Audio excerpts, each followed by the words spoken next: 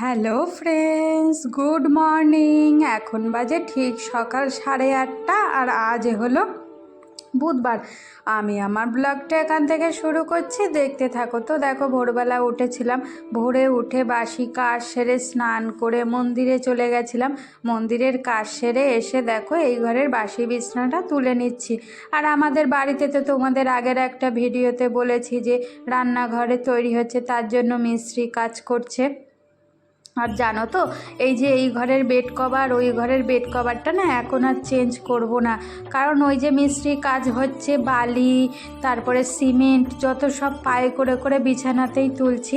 তাই ভাবলাম এই এই বিছনা চাদরটা যদি চেঞ্জ করি তাহলে তো আবার সেই বালি বালি হয়ে যাবে। তাই ভাবলাম সমস্ত কাজ শেষ হয়ে যাবে মিস্ত্রিদের, তারপরে এই ঘরের ওই ঘরের বেড কভারটাকে তুলে তারপরে অন্য কাঁচা আর একটা বেড কভার, দুই ঘরে দুটো বেড কভার পাতবো। আর মিস্ত্রি চলে যাওয়ার পরে অনেক কিছু নোংরা হয়ে রয়েছে, ধুলোবালি হয়ে রয়েছে, সেগুলোকে পরিষ্কার করতে হবে। তো তারপরে দেখো ওই বিছনাটাকে তুলে নিয়ে রান্নাঘরে চলে এসেছি রান্না করতে। আর এই দেখো, দেখেছো তোমাদের দাদা কাঁকরোল নিয়ে এসছে কালকে। আমি কাঁকরোল ভাজা খেতে ভালোবাসি, তাই কাঁকরোলগুলো না দেশি কাঁকরোল, আজকে তাই ভাজা করব। তো তারপরে দেখো আমি রান্না করে নিয়েছি, ভাত করেছি, কাঁকরোল ভাজা করেছি। আর তোমাদের তো আগের ভিডিওতে বলেছিলাম যে তোমাদের দাদার বন্ধুর পুকুর থেকে মাছ ধরেছিল, জ্যান্ত রুই মাছ, বাটা মাছ, সেগুলো দিয়ে গেছিলো। তাই খানিকটা ছিল, সেটা কাঁচকলা আলু দিয়ে গোলমরিচ তারপরে জিরে ভেজে গুঁড়ো করে তাই রান্না করেছি, পাতলা করে ঝোল। তো দেখো ওদিকে তো আমার রান্না আজকে কমপ্লিট হয়ে গেছে, কিন্তু দেখো আমাদের কিন্তু এখনও খাওয়া হয়নি, কারণ তোমাদের দাদার পুজো হয়ে গেছে, কিন্তু ওই যে মিস্ত্রি কাজ করছে, তো তাই মিস্ত্রিদের বালি সিমেন্ট কি লাগবে সেগুলো আনতে গেছে।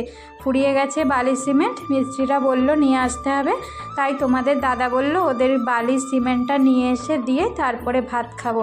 ওই জন্য ভাবলাম আমার তো রান্না হয়ে গেছে, তাই ভাবলাম বসে থেকে কি হবে, রান্নাঘরটাকে ক্লিন করে নিই।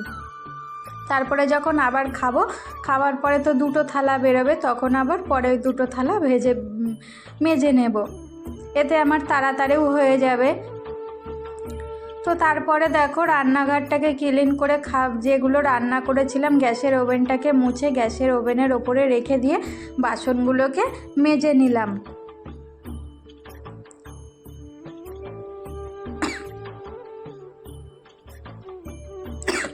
তো তারপরে দেখো ওদিকেও তোমাদের দাদা বালি সিমেন্ট নিয়ে চলে এসেছিলো। আমাদের সকালের খাওয়া হয়ে গেছে, তারপরে ওই যে ওই বাসনগুলো মাজার পরে তো ওই ভাত খেলাম, ভাত খেয়ে নিয়ে দুটো থালা বেরিয়েছিল, সেগুলোকে মেজে নিয়েছি। মেজে নিয়ে দেখো এই ঘরটাকে পরিষ্কার করতে চলে এসেছি।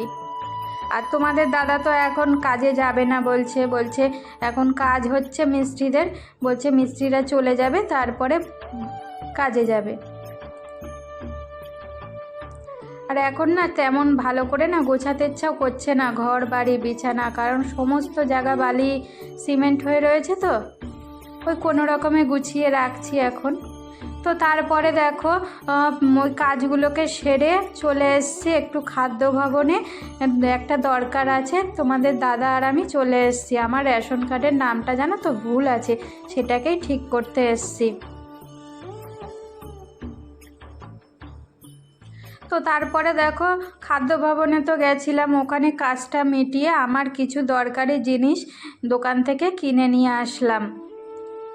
সেই তো বেরিয়েছি, ভাবলাম কটা জিনিস লাগবে, তাই দোকান থেকে কিনে নিয়ে আসলাম। টিপের পাতা, শ্যাম্পু ফুরিয়ে গেছিলো, এগুলোকে আনতে গিয়ে দেখো এই দুটো ক্লিপ পছন্দ হয়ে গেল, তাই এই দুটো ক্লিপও কিনে নিয়ে আসলাম। তো তারপরে দেখো বিকাল এখন 5:30 মতন বাজে, সন্ধে দিতে যাব, তার আগে রেডি হয়ে নিয়ে সন্ধে দেওয়ার জন্য দিতে যাব, তার আগে রেডি হয়ে নিয়ে দেখো ছাদে চলে এসেছি, জামা কাপড়গুলোকে তুলে নিচ্ছি। আর কটা জামা কাপড় না ভিজে ছিল, সেগুলোকে ছাদেই রেখে এসেছি। আর আজকে জানো তো দুপুরের দিকে বেশ বৃষ্টি হয়েছে, ওই জন্য গাছগুলোতে আর জল দেওয়া লাগেনি। তো তারপরে দেখো জামা কাপড়গুলোকে তুলে নিয়ে ভাঁজ করে রেখে তারপরে দেখো সন্ধ্যা হয়ে গেছে, সন্ধে দিতে চলে এসেছি মন্দিরে। আর আর 2-3 দিন পরেই তো জন্মাষ্টমী, ওই জন্য আমি জানো তো জন্মাষ্টমীতে যদি তালের বড়া করতে না পারি, ওই জন্য কালকে সোমবারের দিন তালের বড়া করে রেখে দিয়েছিলাম একবারে। আমাদের তো ঠাকুরের ফ্রিজ আছে, ওই জন্য একবারে অনেকটা তালের বড়া করে রেখে দিয়েছি, অল্প অল্প করে একটু একটু করে ফ্রিজ থেকে বার করে প্রত্যেক দিন সন্ধেবেলা প্রভুকে প্রসাদ লাগাবো।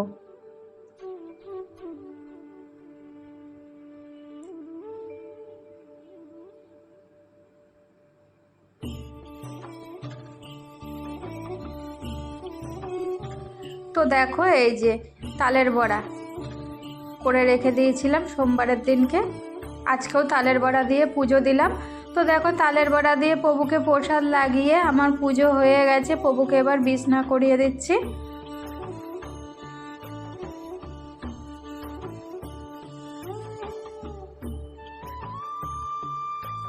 আমার পুজো কমপ্লিট হয়ে গেছে, প্রভুকে শয়নে দিয়ে দিলাম।